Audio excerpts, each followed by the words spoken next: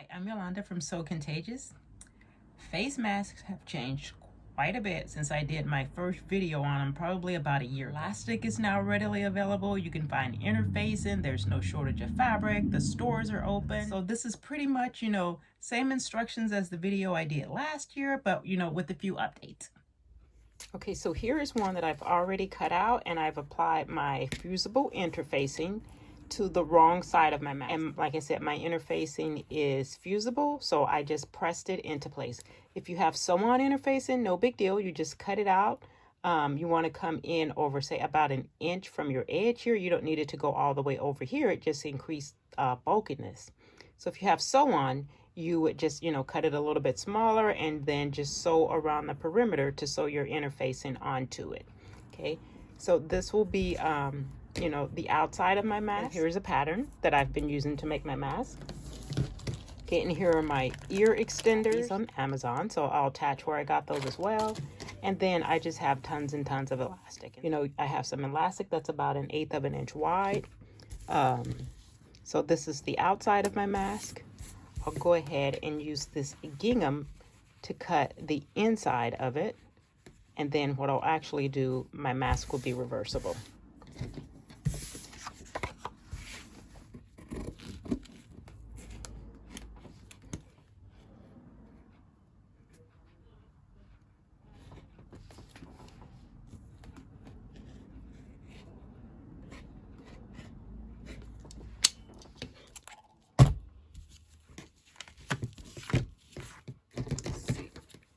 Get cut all the way. Okay, so here's my outside with my interfacing attached to it. This will be the lining of my mask. And then I have this, and I order it. It's called polypropylene. Basically, it acts as a filter for your mask. The way I purchase it, it comes on a roll, and it's called Olifun. So I'll attach a link to that as well. So I'm going to cut out 2 of this so that I have a filter in my mask. Okay, and here are my 2 pieces of polypropylene that I'm going to use inside of my mask so that I have some type of filter in it. Okay, so I have my pattern, my polypropylene, and my lining. I'm going to set that aside for a second and sew the outside of my mask. And, you just want to put your right sides together. And for now, we're just sewing this curved edge. And with this pattern, you're using a really narrow seam allowance. So I'm really just using the edge of my presser foot as my seam allowance. So I'm keeping the edge of my fabric lined up with the edge of my presser foot.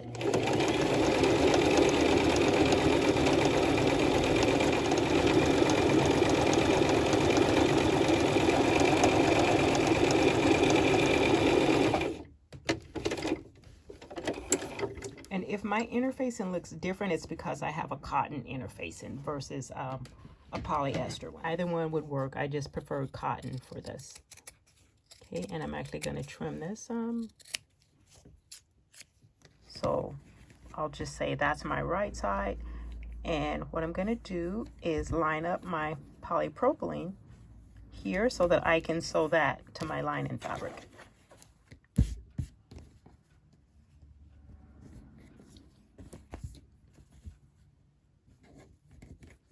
And these masks, the ones I have, I've washed them tons of time. I just hand wash them and hang them to dry.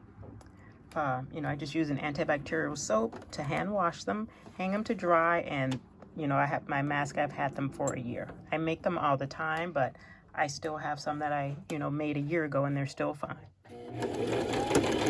So I'm just sewing my polypropylene to my lining.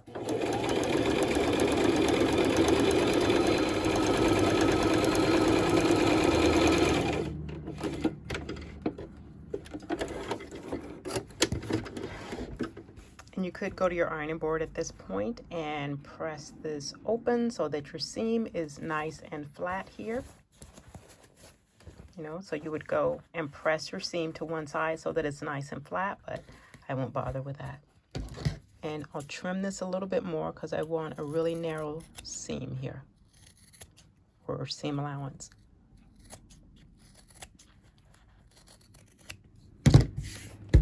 Okay, then you want to open up your lining piece, and you're just going to sew them together with the right sides together. So this is my lining, this is my outside. I'm lining up my seams here. And we're going to put a pin really close to the edge because you know you don't want to puncture your mask.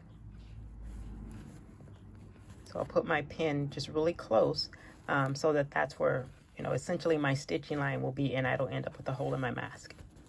And I don't put a lot of pins. If anything, use clips.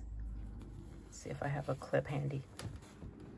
Okay, so I have a couple of clips here that I could use just to kind of hold it in place for me until I sew it. So either use clips, or if you're going to pin it, make sure you pin it really close to the edge. So then we're going to sew from here up to this point and then come back down, and then we sew across the bottom.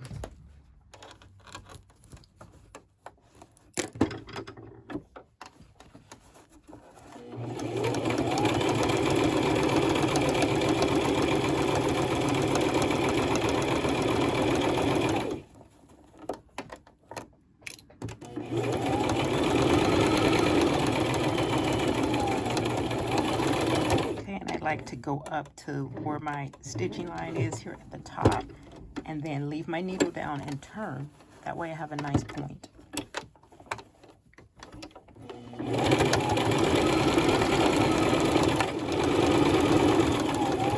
So I can stop my stitching about right here because this will be the end that we're going to fold in for the elastic.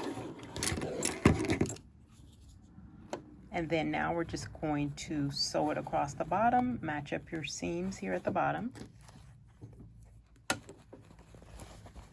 And then you're gonna sew this bottom stitch. This is the bottom of your mask from here over.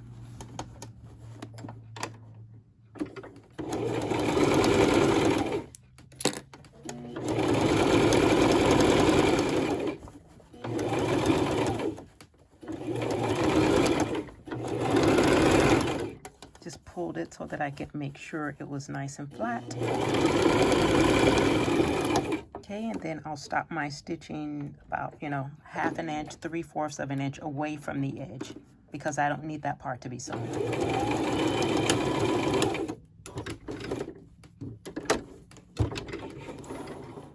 Okay, then what I'm going to do is just go trim it to a more narrow seam allowance. And then where I have these curves, I will clip it because that will help it to lay flatter. Just put a couple clips there.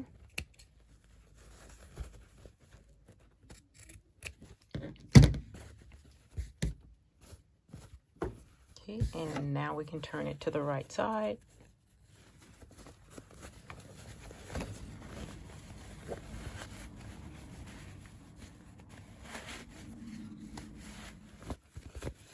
Then I'll take my finger and go here at the point where my nose is and just push that up. And then if you were going to press it, what I normally do is go to my ironing board and I just want to press along the bottom a little bit here and then maybe along the top.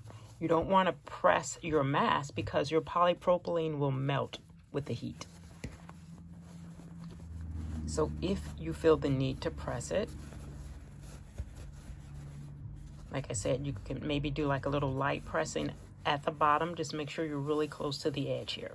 And to create the casing for your elastic, the lining, when you cut out your lining, you can cut it, you know, maybe 1/2 inch or an inch shorter than the outside, but I never do. I just go ahead and make it, and then I just trim off that excess. That's why you don't sew all the way to the ends of it, so that you can trim that off, okay? So we didn't sew all the way to the end. So this I'm going to trim because you don't need that excess fabric there. It just creates bulk. Okay, and to create the casings for your elastic, I'm just gonna fold in my edges here at the top, and then on the side, you wanna fold that in. And if you needed to, you could, you know, go press this at this point. Just be careful you're close to the edge and you are not pressing too far in so that you press your polypropylene. Okay, I'm just going to use a clip to hold that. Same thing on the other side. Just pull it apart, turn in my raw edges on the side. Then I'm going to fold in my raw edge here and fold it in again. And then we will stitch close to this folded edge here. And I start maybe about 1/4 of an inch in, and then I'll do a back stitch.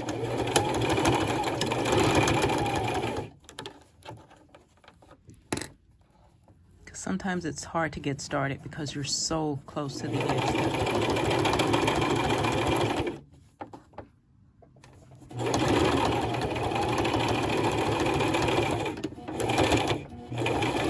Your back stitch at the bottom.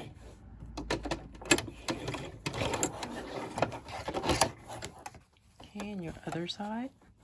Same thing, I'm going to start about right here and do a back stitch so that I can make sure my fold stays in place. And sometimes it's just a little difficult to get started if you're really close to the edge.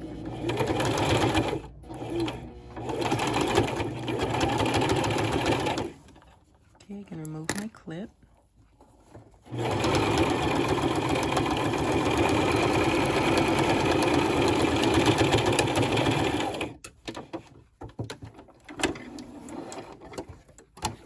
Okay, so this part is done. The last step is just to add the elastic. And so for that, I grabbed my loop turner here. Because the elastic is so thin, it's easier to insert it with this loop turner. Okay, and I'm going to cut myself 2 pieces of elastic that are, I've been doing 11 inches because that's enough for me to, insert it through my mask and then have enough that I can pull it through my extender and tie it up.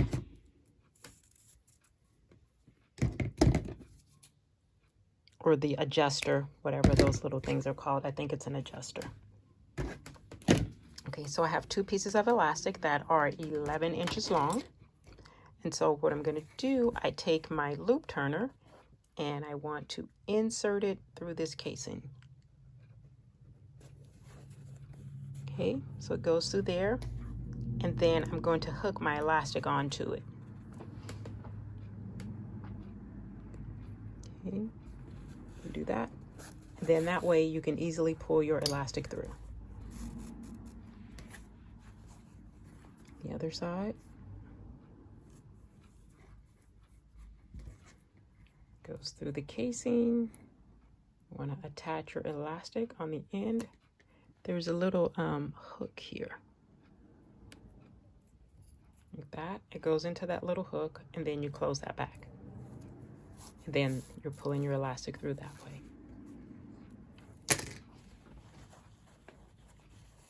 Okay, and to sew your elastic together, because this elastic is so thin, you could just skip this step and do it on the sewing machine, but I would not recommend it because this elastic is so thin, it tends to get caught in your sewing machine.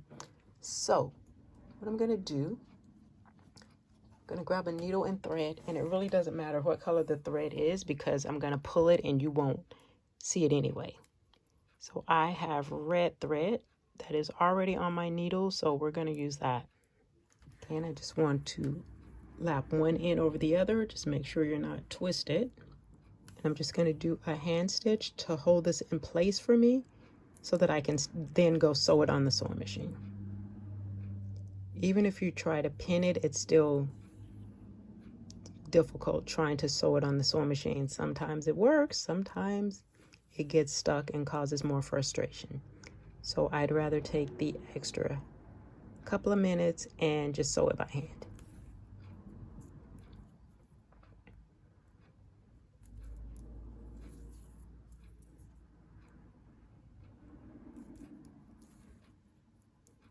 Okay, and I'll put like a little knot there. I don't need anything too secure. It's just a temporary stitch for me. And I think on this side I won't even bother with the knot. Lap one end over the other. And you're just stitching these 2 together.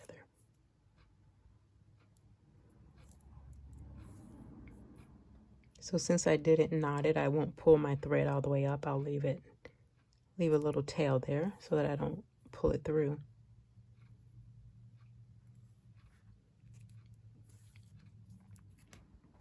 Okay.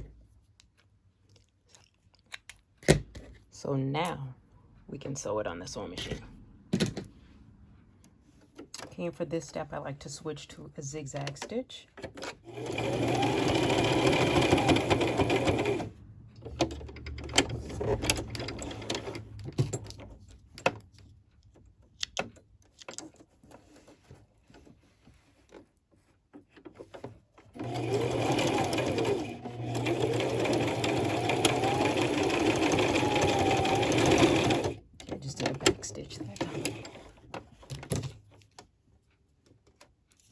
Just going to pull it through, and this is what I mean by you won't even see my red stitching.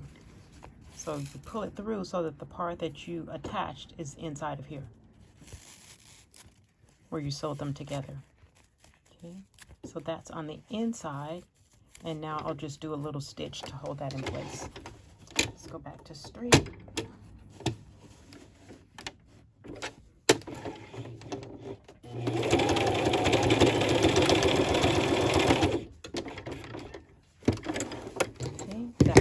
The elastic stays in place, and I don't have to worry about, you know, it moving around and you seeing my red stitching, or, you know, where I joined the two pieces of elastic. Okay, just want to pull it to the inside and stitch it so it stays in place.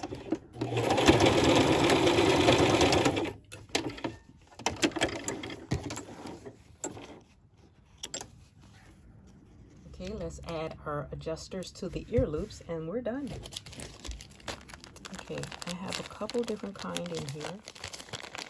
This little tool here, it comes with this to help you get your elastic through the adjuster. But I also know there's, like, you can use a needle and thread, and that works as well. But I've been using this tool. So what you want to do, this little adjuster, it has one side, the opening is a little bigger, and this one is really small. Okay, so you have a small opening on one end and a larger opening on the other end. So you want to start with the smaller opening, I'm sorry. So with the small opening, that's the opening, the end you want out. So I'm going to start with the small opening. I'm going to put my tool through here. Okay, so feed it through there. And then I'm going to put my elastic. I'm, you know, making sure I'm about centered. Say this is the center of my elastic here. And I'm going to put that through this opening. Let me take my fingers and open it up a little bit more. Okay, so have that open and putting my elastic through there. Okay, and then, you know, you just kind of want to hold it, and you're pulling that through this adjuster. It's a little hard. Once I've gotten it that far, you know, I'm just going to go in with my fingers and pull it. Okay, you can take that off. And then what we would do is tie a knot at the end. You don't have to. I like to tie a knot so that I can make sure this does not slip off. So I'm just going to tie a knot at the end of mine. So I'll move this down some and then just knot the end of it.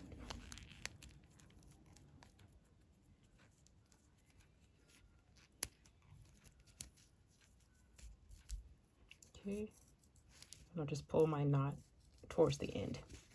Then that way this can adjust for me. Okay, so let's do the other side. You know what, actually, I'll show you how to do it with a needle and thread. So I have a hand needle here, and the thread I have is more of a buttonhole thread. It's a little thicker because then I don't have to worry about it ripping so easily. So if you have a stronger thread, or, you know, if you happen to pull this wire out and it breaks or something, you know, it's just a different method. So I have thread, and you don't need a lot of it, so that's good right there. So I have, you know, a length of string here, maybe about 5 inches, and you don't want to put a knot at the end of it. I'll tell you why in a second. Okay, so you have your adjuster. One opening is bigger than the other one. On one side, this opening is bigger, and then on this side, you have a smaller opening. So it's the same as the other one. You're going to put your pin, you're going to start out with the smaller opening, and, you know, pull your adjuster through. And then you want to find the center of your elastic, or about. Putting my needle and thread through my adjuster. This is about the center point of my elastic. So you want to put your needle through your elastic. Okay, so your needle goes through your elastic, and you want to loop it back around. Your needle goes through your elastic, and then your needle goes back through this hole. You're going through the bigger one, back out through the smaller one. And if you think you might lose your thread, then just cut your thread a little longer. So once you have that, then you just pull all of this through. Okay, and we didn't put a knot in it. That way it easily comes out. So either way, you could use this little tool that they provide with your adjusters to attach it, or just use a needle and some thread. But like I said, if you have a heavy duty thread, that works better. So a buttonhole thread or top stitching thread works better. Okay, and just tie my knot at the end. And that is it. Okay, here's one side. Then I can flip it and turn it to my gingham side. Then here's the other side. 2 masks in 1. Cozy.